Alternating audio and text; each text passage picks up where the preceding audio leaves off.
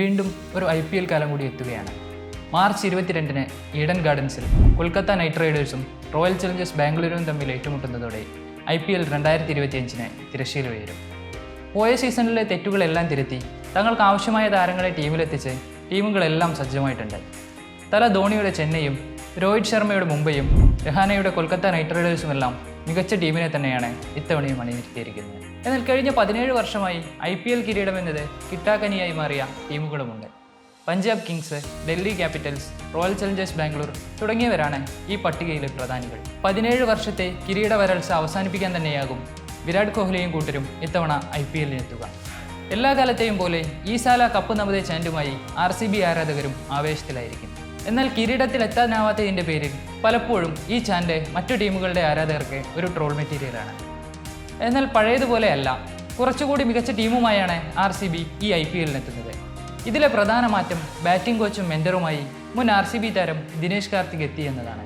മുൻകാലങ്ങളിൽ നിന്ന് വ്യത്യസ്തമായി തങ്ങൾക്ക് ആവശ്യമായ താരങ്ങളെ മാത്രമായിരുന്നു RCB ലേലത്തിൽ നോട്ടമിട്ടത്. English wicket keeper Phil Salt, allrounder Liam Livingstone, pacer Bhuvneshwar Kumar, Indian wicket കീപ്പറും മധ്യനിര ബാറ്ററുമായ ജിതേഷ് ശർമ്മ, ഓസീസ് വെടിക്കെട്ട് ബാറ്റ്സ്മാൻ ടിം ഡേവിഡ് എന്നിവരെല്ലാം ഇത്തവണ ടീമിലെത്തിച്ചു. പുതിയ ക്യാപ്റ്റന് കീഴിലാണ് ഇത്തവണ RCB എത്തുന്നത്. ടീമിനെ നയിക്കാൻ വിരാട് കോഹ്ലി എത്തും എന്ന അഭ്യൂഹങ്ങൾക്കിടയിലായിരുന്നു ഇത്തവണ ടീം ക്യാപ്റ്റനായി രജത് പടിദാർ എത്തുന്നത്. സയ്യിദ് മുഷ്താഖ് അലി ട്രോഫിയിൽ മധ്യപ്രദേശിനെ ഫൈനലിലെത്തിച്ച മികവാണ് പടിദാറിന് നായകസ്ഥാനം നൽകിയത്. ഇതോടെ രാഹുൽ ദ്രാവിഡ്, ജാക്ക് സ്കാലിസ്, അനിൽ കുംബ്ലെ, വിരാട് കോഹ്ലി തുടങ്ങിയ അധികായരുടെ പട്ടികയിലേക്കാണ് പടിദാർ കാലെടുത്ത് വെച്ചത്.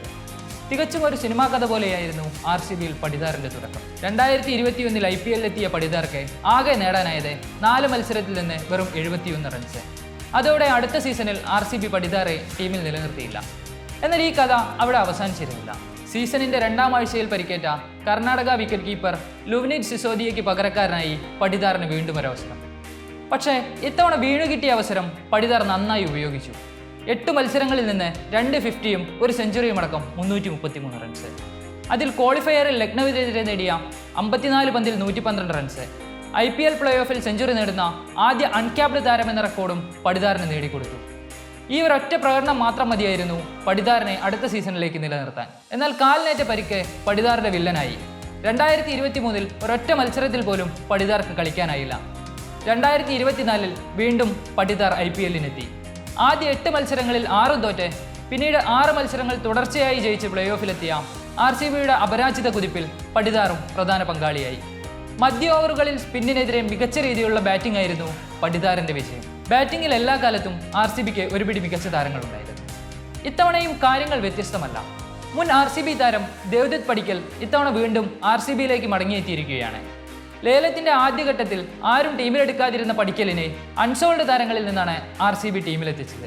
എന്നാൽ RCB-യിലെ മികവ് രാജസ്ഥാനിലോ ലക്നൌവിലോ പുറത്തെടുക്കാൻ പടിക്കലിന് സാധിച്ചിരുന്നില്ല. 8.75 കോടിക്ക് RCB ടീമിലെത്തിച്ച ഇംഗ്ലീഷ് ഓൾറൗണ്ടർ ലിയാം ലിവിങ്സ്റ്റണിന്റെ കാര്യത്തിലും നിരാശയാണ് ഫലം.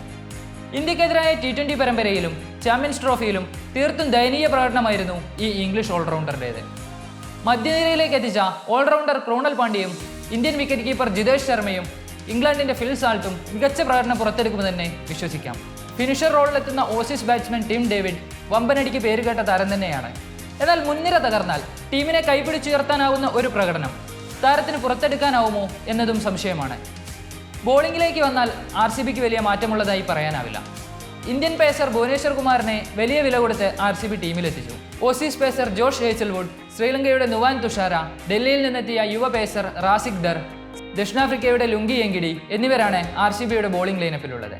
എന്നാൽ ഭുവനേശ്വറിനെ ഒഴിച്ചു നിർത്തിയാൽ ബാക്കി ബോളർമാർ എത്രമാത്രം സ്ഥിരത പുലർത്തുമെന്നതും സംശയമാണ്. സ്പിൻ നിരയിലേക്ക് നോക്കിയാൽ RCB തീർത്തും ദുർബലമാകും. കൊൽക്കത്തയിൽ നിന്നെത്തിയ സുയേഷ് ശർമ്മയാണ് RCB-യുടെ സ്പെഷ്യലിസ്റ്റ് സ്പിന്നർ. 17 വർഷത്തെ കിരീട വരൾച്ച അവസാനിപ്പിക്കാൻ ഈ ടീമിനെ കൊണ്ടാകുമോ എന്നത് കണ്ടു തന്നെ അറിയാം.